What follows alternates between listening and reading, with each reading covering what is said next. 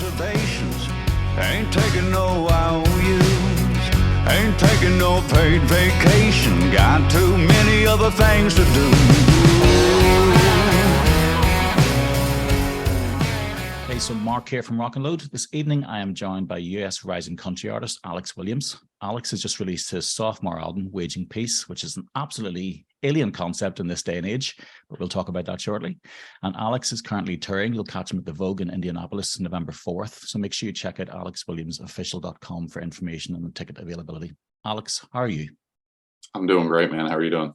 Awesome and sauce, sir. Awesome and sauce. Thanks for having me. Pleasure talking to you. I don't get to talk to too many country artists, so it's nice to get a bit of a variation in the old chit chat. Yes. Yeah. So tell me a little bit about yourself, man. Obviously, you're releasing you just have released your sophomore album. You're talking about a album launch show this coming Friday. So I'm sure the new music is pretty fresh to you. But like, where did it all start for you? As far as writing songs, or just your musical journey, really. Man, I actually started writing songs and playing guitar. I guess seriously. Still not much of a guitar player, but started playing when I was probably 14 or 15 years old.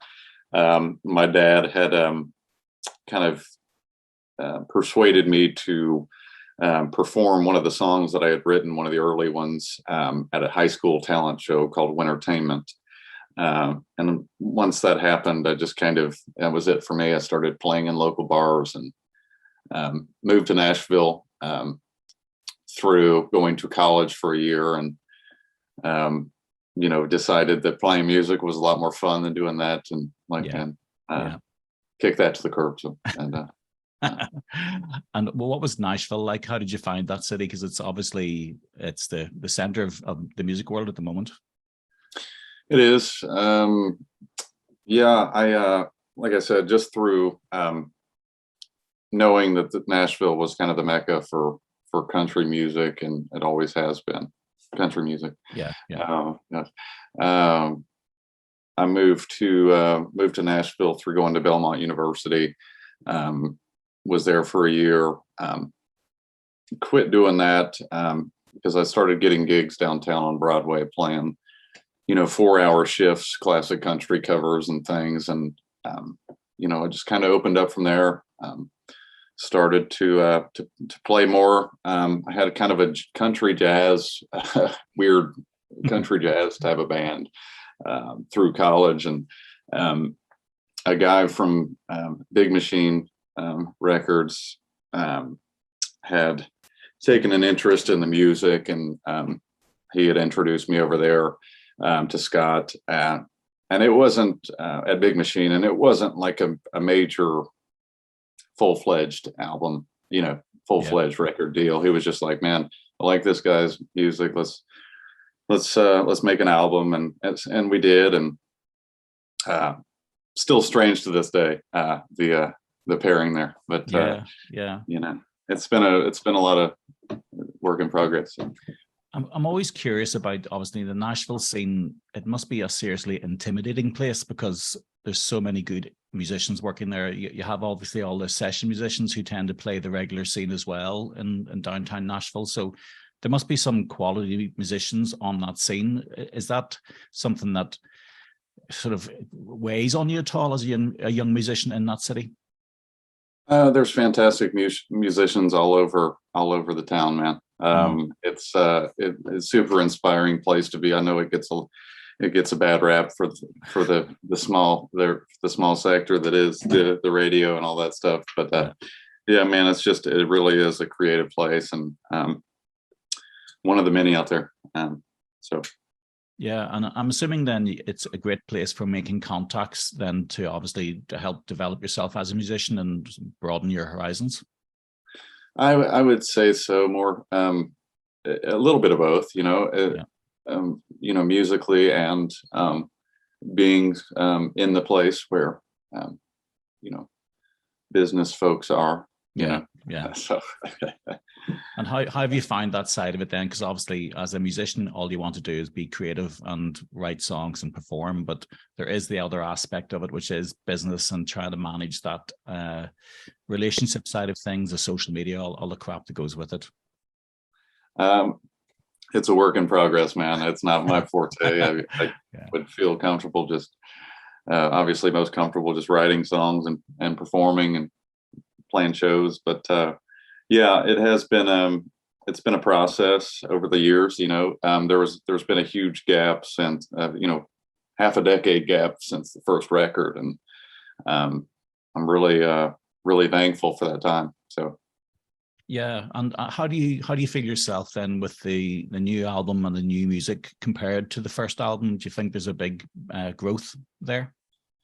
I would say so on my own terms. I think you know, just because it's a lot more personal. I didn't really have much of a story on the first album. You know, I had a couple songs. You know, they say you have your whole life to write your first album. Yeah.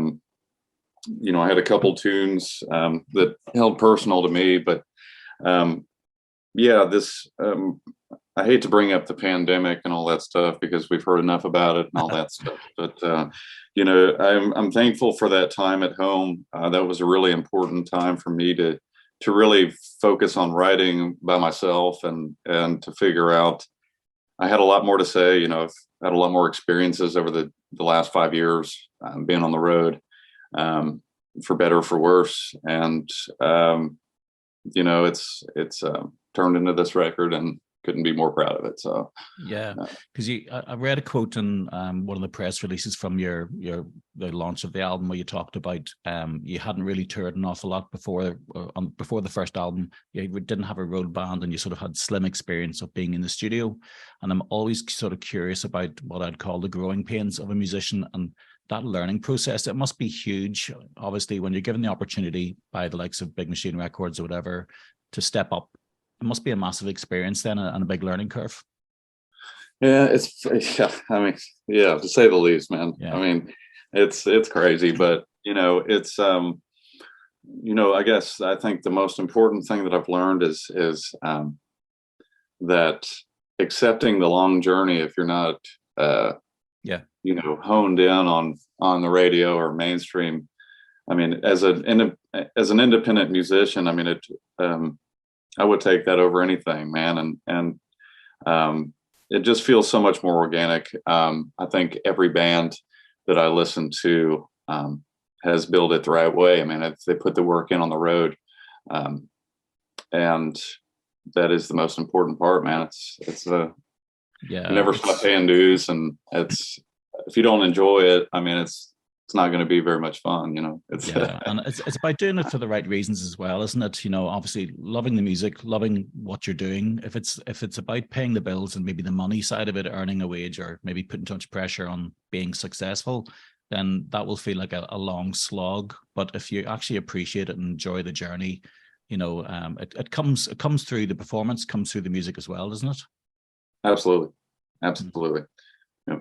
Yeah, and you sort of talked about having sort of tough times over the past couple of years as well, because obviously it mentioned in your press release that about personal struggles. So did you find that adjustment to maybe the life on the road and the pressure of maybe working with the likes of Big Machine, etc., a bit of a balance?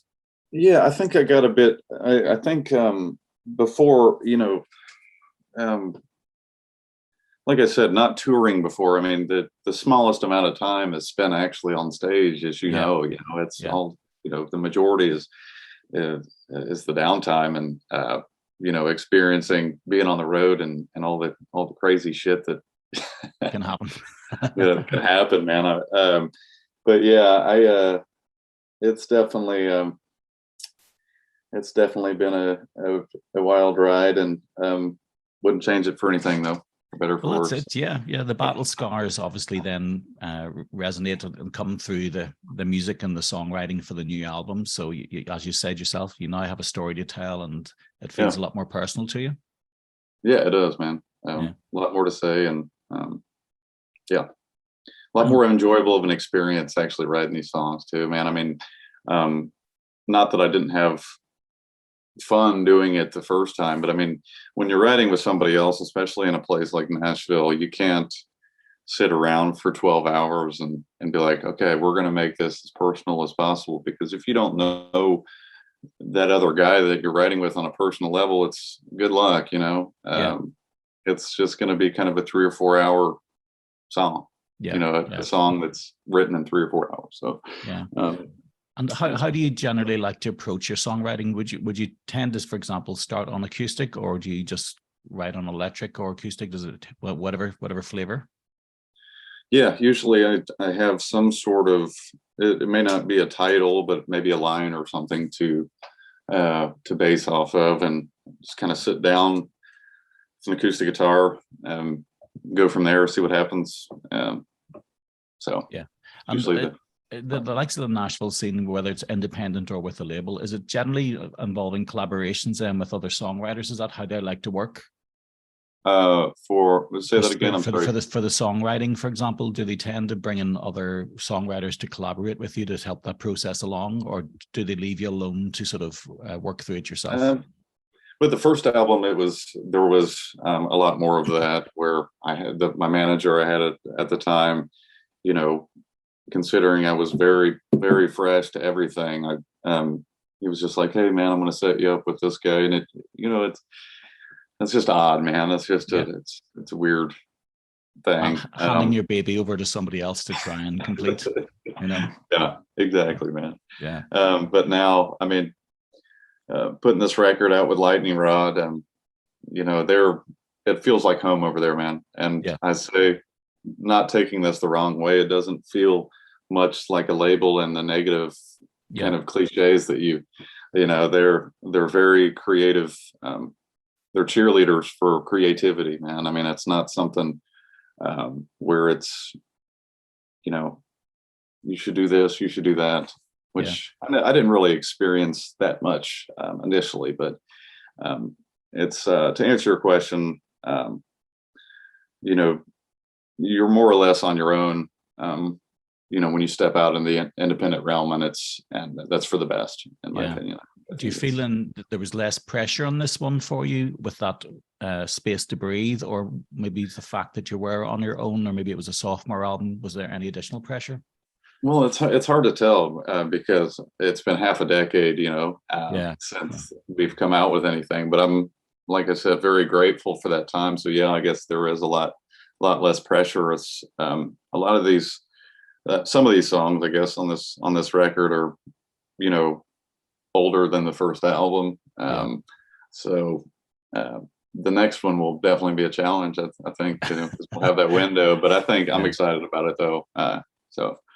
And you're obviously about to hit the road then, touring, supporting the album.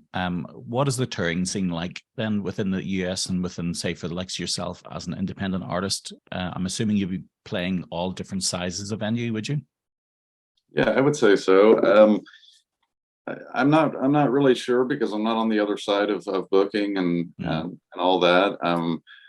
It's definitely not as, it doesn't seem to be as easy as it was before all of this, you know, went down. But you know, it's definitely better. You know, we're trying to stay as busy as we can, and there's still shows on the books, and that's, you know, as long as we're playing, and you know, that's the best we can ask for. So. And does there seem to be an appetite for the live music in the US at the moment still? Are people going out and supporting the bands? Absolutely, man. And that's been great, you know, super thankful for that, and great to see other, you know, other artists experiencing the same thing, you know. Yeah. And the likes of yourself being a sort of independent artist and obviously still new to the scene, do you find, is there plenty of opportunities for support within your community? Like, is there radio stations who champion the likes of yourselves, or how do you as an artist get yourself out there? Other than the actual live show aspect. Like what's the options for you guys? I'm assuming the country's massive in the States as a genre, so I'm assuming there's plenty of support, radio support and stuff like that. Is there?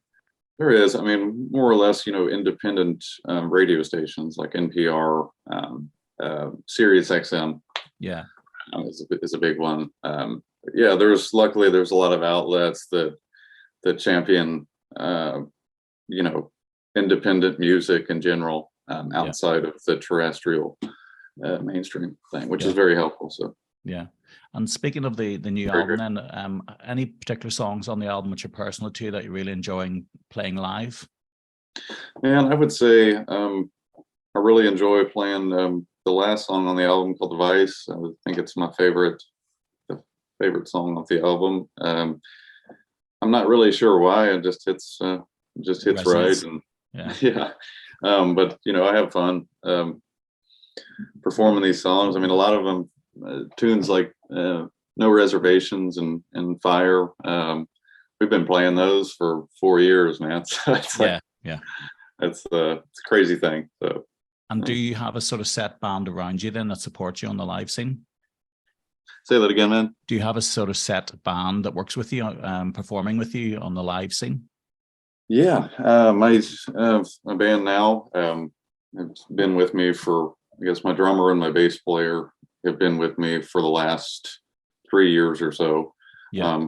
Kind of cycled out with guitar players and things, but this seems to be the core band now. So yeah, let's say that way. And out of curiosity, when I was listening to the album early on, for example, the likes of a lap steel guitar and stuff like that there, it creates such a big nuance in country songwriting. I'm assuming when you're writing the song, so the likes of that stuff is absent, but when you get to see the studio or post-production, that sort of stuff's added in. It must really help the music overall bloom. Yeah, it does, man. You know, for the longest time, we've, you know, if it was an exact replica of what the live show was to the album, there would be no reason to, you know, if it's the same, it's the same. So I've always enjoyed going out as a 4-piece or sometimes a 5-piece, and just keeping it bare bones and keeping it raw.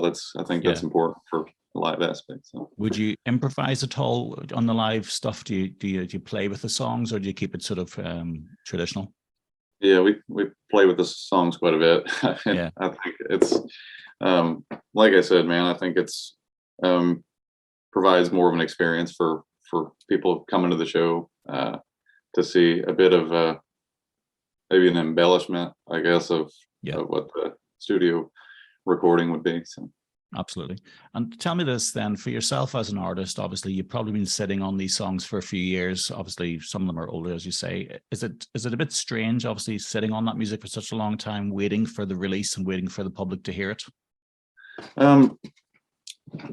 Well, it's funny because me and a lot of other artists and bands, I'm sure, are guilty of this, of being like, okay, I have the songs and this was 3 years ago, like them, you know, we're going to make a record soon, and then 2 more years pass. And, you know, and I'm sure glad that we waited, man. I mean, I think, you know, if we would have put out a record 2 or 3 years ago, I don't think it would be anywhere as personal as what it holds now.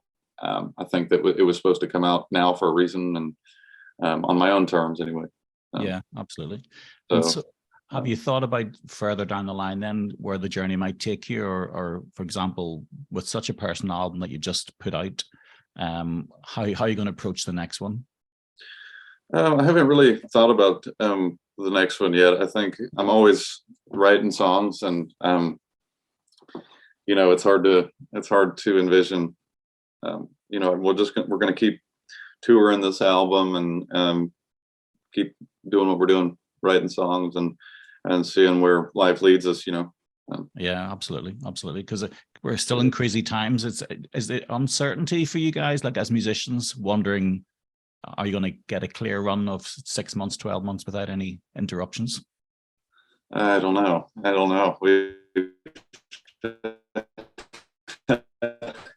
I mean, I'm sure I know you and everybody else in the world, you know, have experienced the ridiculousness of what's been going on, and it seems to have improved more so than the last couple of years. So hopefully it stays on that track, and we're just gonna, you know, keep taking every gig opportunity we can get, and try to keep the wheels rolling amidst the time. So that's it. It's like literally, if it's out of your hands, you just have to sort of roll up your sleeves and get on with it and keep the head down and do your work. But crazy times. exactly. Well, look, Alex, absolute pleasure talking to you. Thank you very much for your time today, man. Best Man, of thank luck you with, so much, man. Yeah, best of luck with the album launch party, especially, and yeah, get the champagne out and enjoy that one, and just hit the road and see how it all goes for you. Well, thanks so much, man. Hopefully to get out your way soon, man. That'd be awesome. Absolutely, yeah. So once again, guys, Alex Williams, make sure you do check out his new album, Waging Peace, out now on Lightning Rod Records. Alex, thank you for your time. Thank you, brother. Appreciate it, man. Take care, sir. Thanks, Nick.